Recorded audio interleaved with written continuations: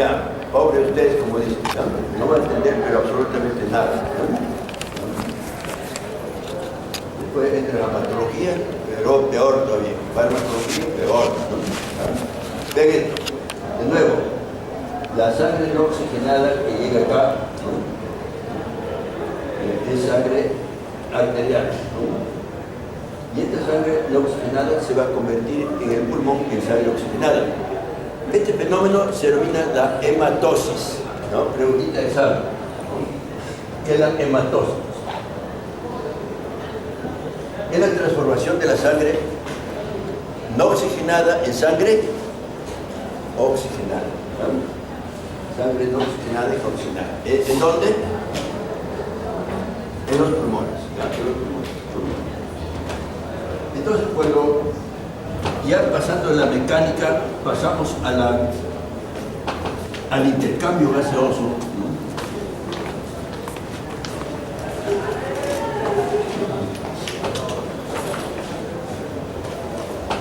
Bueno, voy a tener que repetir para ustedes esta parte, pero atenta, ¿ya? Porque si no, no van a entender lo que viene. Le estamos diciendo a sus compañeros, ¿no?, que el resultado de la encuesta es que, ¿no?, estos capilares que están de azul en el pulmón son capilares arteriales. ¿Por qué arteriales? Porque vienen de esta arteria, la arteria pulmonar, ¿no? Y cambian de color, se vuelven oxígeno, la sangre oxigenada, y ¿no?, la hematosis, ¿no? Y estos son los capilares ya venosos, los rojos son los capilares venosos, porque vienen a formar venas de retorno al corazón. Y les decía que en el pulmón es diferente. Los capilares arteriales, que acá son azules, a los capilares arteriales que en nuestros tejidos son rojos, porque van a dejar oxígeno. Y que mientras acá en los tejidos el capilar venoso es cargado de CO2, ¿no?, para regresar a las venas, acá en los pulmones los capilares venosos son rojos, ¿no?, diferentes, ¿no?, porque van a formar venas, médulas y las venas pulmonares, ¿no? Bueno, entonces, ¿cómo es el intercambio acá, ¿no? ¿Cómo es la hematosis? O sea, la transformación de sangre no oxigenada en oxigenada. Vamos a presentar algo así bien fácil de comprender.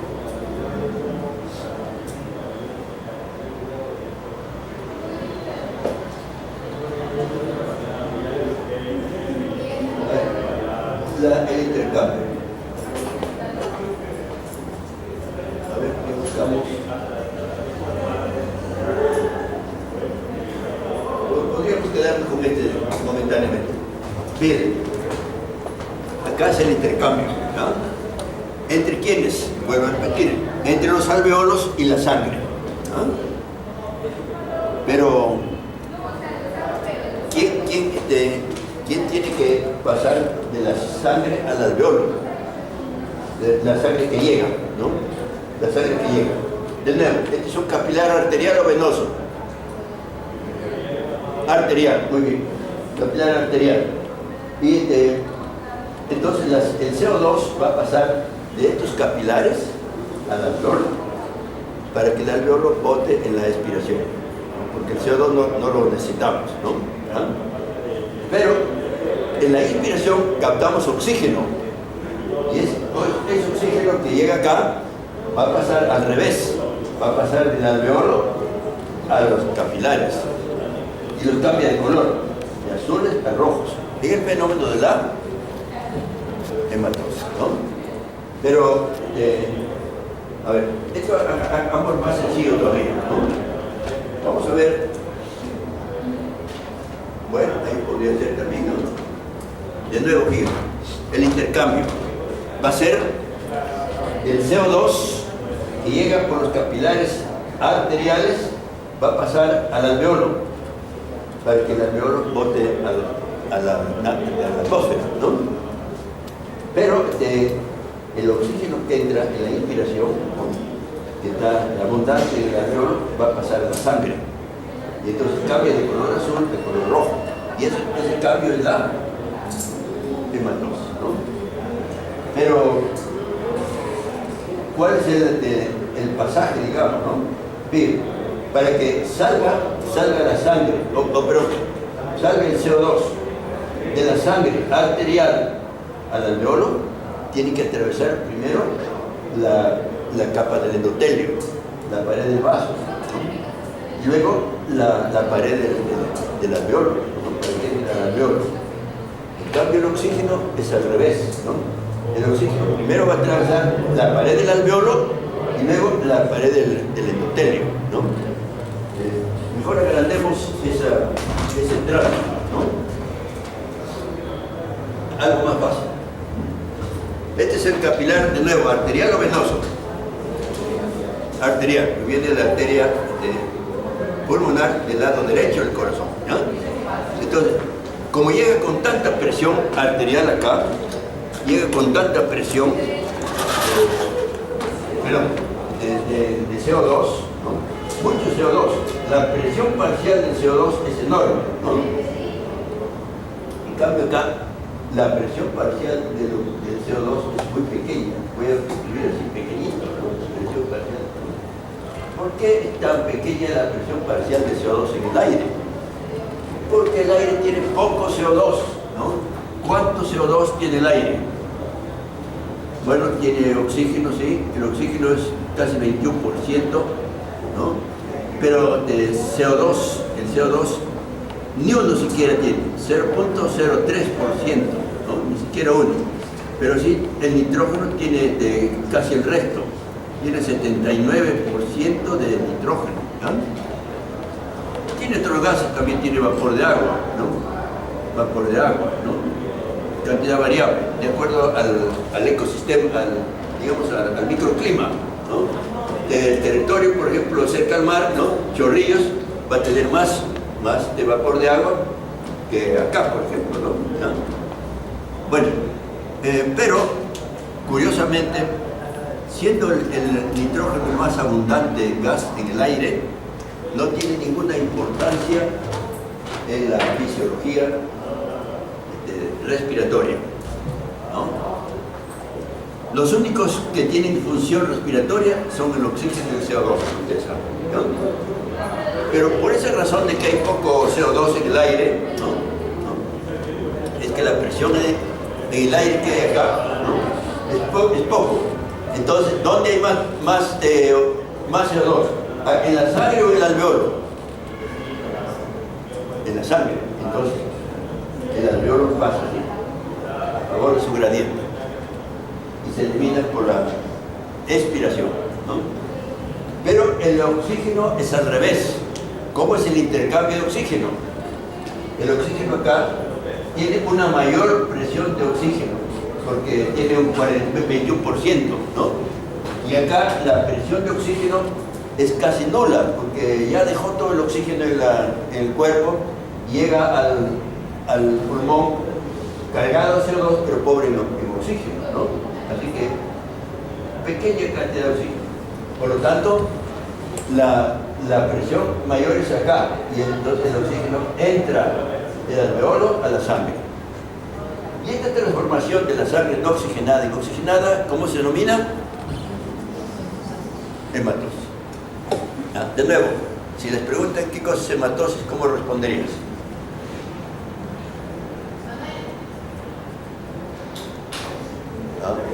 Esto es hematosis. Pero dilo.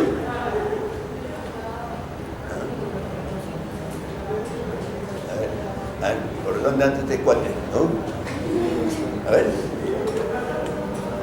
¿Qué es hematosis? Ya es la cuarta vez que lo decimos, ¿eh? Cambio de sangre no oxigenada en sangre oxigenada. Y por el intercambio. Ahora, otra cosita. Fíjense.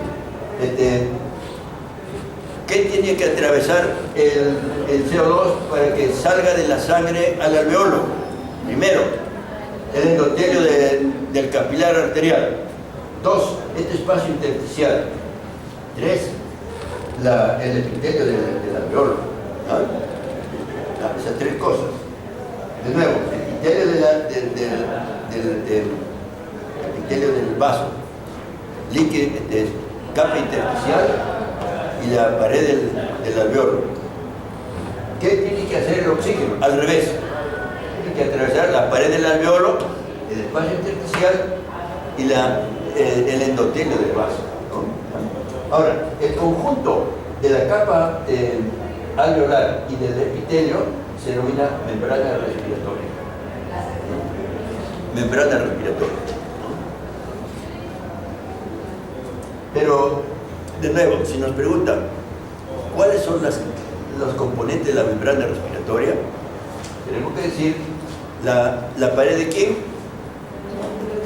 del alveolo, el espacio y el endotelio del vaso. Pero ahí hay que agregar otras dos capas. Mejor voy a agrandar para que si les preguntan cuáles son los componentes de la membrana respiratoria, digamos esto, ¿no? A ver.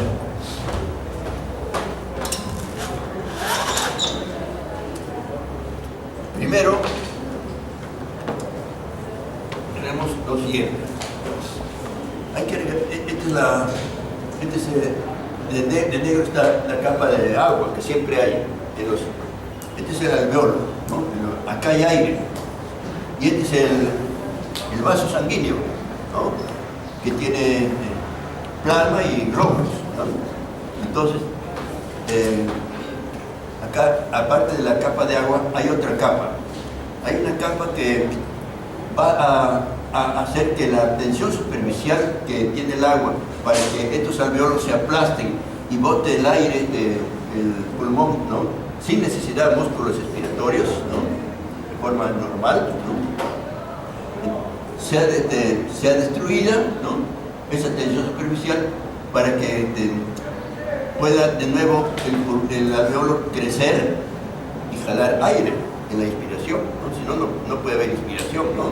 Entonces, alguien tiene que romper esta tensión superficial del agua. Y hay una capa ahí que está acá, ¿no? Bueno, no está puesta ahí, pero lo vamos a poner. ¿No? Esa capa es una sustancia que rompe la tensión superficial, ¿no? Y es tensiolítica. Y se conoce como la dipalmitilecetina.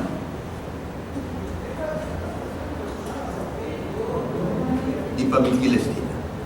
Se abrevia así, dipalmitilecetina. ¿Ah? Entonces, esta sustancia es producida acá en la misma pared del alveolo, en algunas células, que de repente podría ser esta, que se denomina células tipo 2, periodita de examen, ¿no?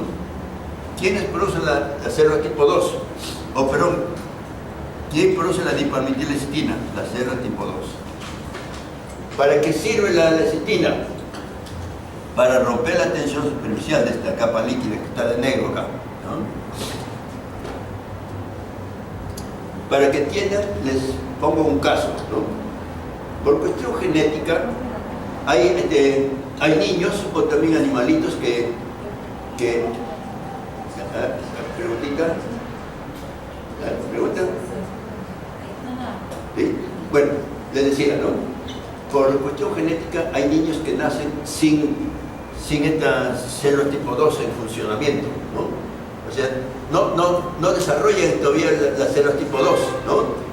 El niño que nace, algunos niños que nacen, ¿no? Entonces, ¿qué va a pasar, no? No puede producir dipalmitilecetina.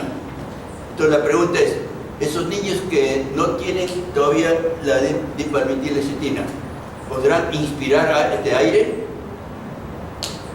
No, porque no pueden bloquear a la tensión superficial del agua, que expira aire, ¿no? Entonces, ¿qué va a pasar, no? Menos mal que en el curso de horas o a veces días, estas células tipo 2 se le activan al niño, ¿no? Pero mientras tanto tienen que estar en una incubadora y tienen que darle oxígeno, porque si no se muere, no puede respirar, no puede inspirar, ¿no? Una vez que ya se le desarrollaron las células tipo 2, a veces se rompen horas nada más, ¿no? Entonces ya puede producir su dipalmitilecetina, que es capaz de, cuando deba expirar, romper la tensión superficial para que el alveolo ya no esté aplastado, sino que vuelva a jalar aire, ¿no? ¿Ya? ¿Entiende? Bueno, entonces, de nuevo, esta es la membrana respiratoria. ¿Cuáles son los componentes de la membrana respiratoria? Número 1, la capa de dipalmitilecetina, ¿no? Número 2, la capa de líquido, ¿no? 3, la pared del endotelio, la membrana endotelial, el epitelio, digamos, ¿no? El epitelio vascular, ¿no? De todo esto. El espacio intersticial. El espacio intersticial. Y esto es el endotelio capilar. Estas son las células del endotelio, de la pared del vaso, ¿no? Ahora de nuevo, ¿cuáles son los componentes? Dipalmitilecetina, capa de líquido, y agente tensativo. La membrana del epitelio del alveolo, el espacio intersticial, y este es el endotelio, ¿no? ¿Qué sustancia va a haber en el alveolo?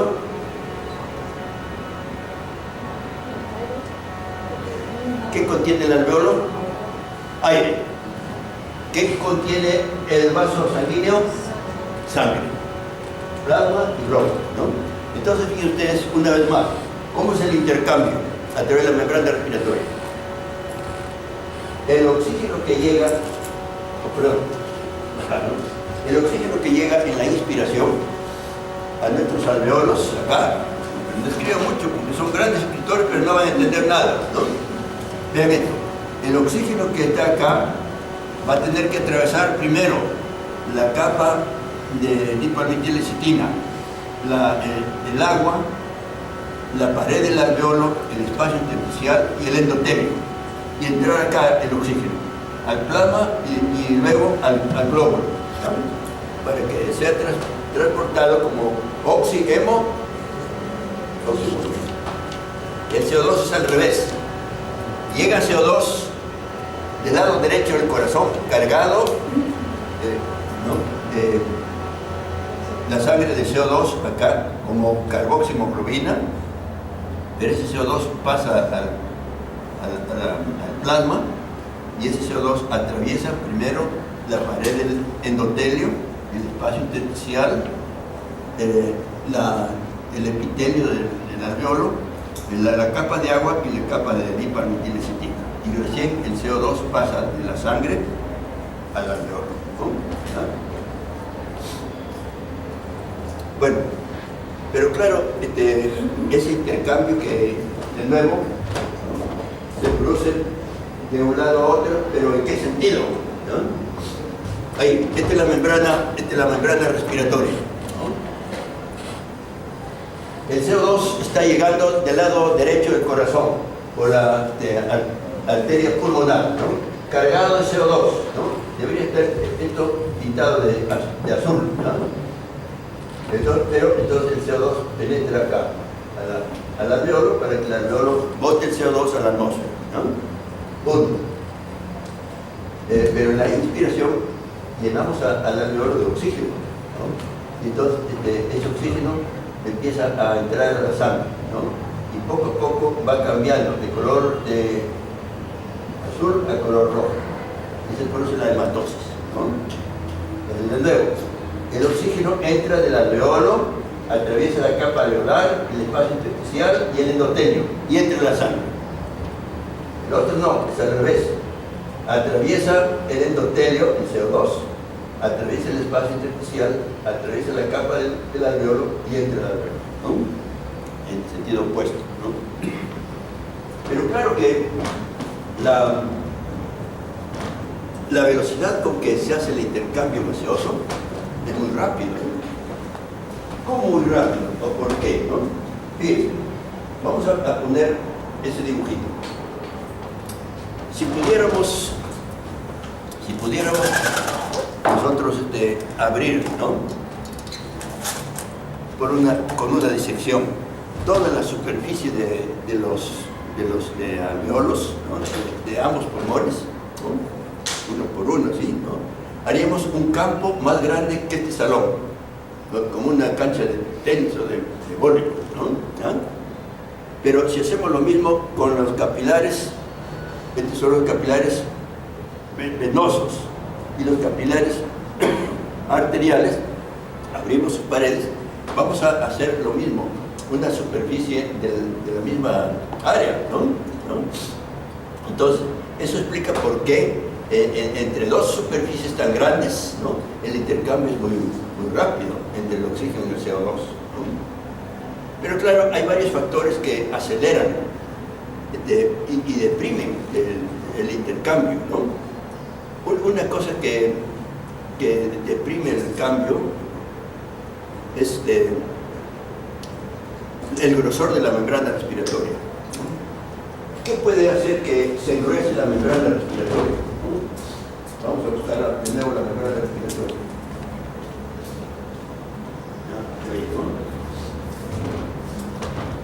Puede ser, por ejemplo, una infección pulmonar, una pulmonía o una neumonía, que es lo mismo, ¿no? Entonces, cuando hay una infección, hay mucho líquido que se forma, ¿no? Y puede haber acá un edema, ¿no? En el líquido intersticial.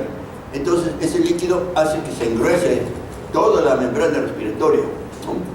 Y entonces, en un camino más grande, se dificulta el paso de oxígeno a la sangre y el paso del CO2 de la sangre al alveolo, ¿no? Es más difícil, ¿no? Eso es una cosa, ¿no? Otro aspecto que puede engrosar también la pared respiratoria es que haya una pulmonía, una neumonía aguda pero mal tratada, entonces se vuelve crónica, ¿no? Entonces, ¿qué va a pasar ahí? Que ahí se empiezan a ver fibrocitos, ¿no? Fibrocitos, linfocitos, etc. Y hay un tejido ahí fibroso, hay fibrosamiento, ¿no? Es como, por ejemplo, en una glándula mamaria de una vaca que tiene infección, se endura la glándula mamaria, se ha fibrosado ahí, ¿no? Entonces, lo mismo, si se fibrosa la membrana respiratoria, o sea, se fibrosa el pulmón, ¿no? Ya es difícil, ¿no? Hay un cantante que tiene una fibrosis pulmonar, el Puma, ¿no? Un venezolano, ya no puede cantar el Puma, ¿no?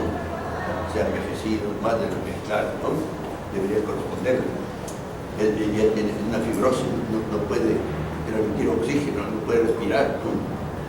Su último concierto lo hizo con oxígeno en la espalda, ¿no? Bueno, otro problema que puede dificultar la velocidad de intercambio, ¿no? Es que la longitud, o perdón, el área de la membrana respiratoria disminuye, ¿no? ¿Qué puede hacer disminuir el área de la superficie? O sea, el tamaño del área de transmisión. Profesor. ¿Sí? Adelante.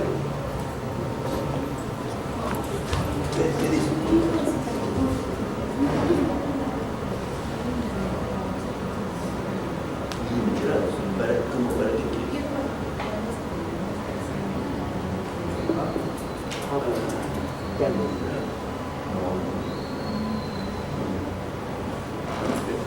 Habla como el doctor Beto. Con Beto. Sí, Ya, profesor, es gracias. de parte mía. Ya, ok, gracias.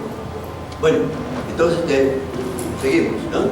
Miren, acá podría ser que de repente haya, busquemos un pulmón ahí, ¿no? A ver, ahí. Por A o B circunstancias, de repente de una enfermedad, una tuberculosis, ¿no? Que va a afectar algunos lóbulos del pulmón, obliga a que se extraiga parte del tejido pulmonar. De repente a todo el pulmón, ¿no? Si se extirpa un pulmón a un animal o a una persona, el intercambio gaseoso va a bajar 50%, ¿no? ¿Sí? Porque baja la superficie de intercambio, ¿no? Pero bueno, otra cosa que puede hacer bajar la superficie de intercambio, o sea, la superficie de la membrana respiratoria, viene a ser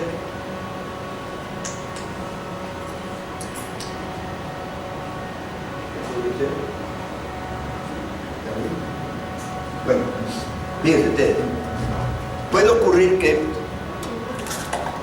por acción del cigarrillo, ¿no?